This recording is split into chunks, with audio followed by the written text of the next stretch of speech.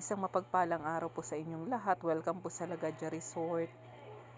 Ayan, nandito po ako ngayon sa Lagadja Resort, guys. Nasa paanan po ito ng Kabanbanan Mountain, yung hiker site po dito sa aming probinsya, sa working place po ng inyong lingkod.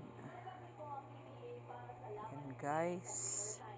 Pansin-pansin ng mga bata, maraming tao na naliligo dahil sa init ng panahon.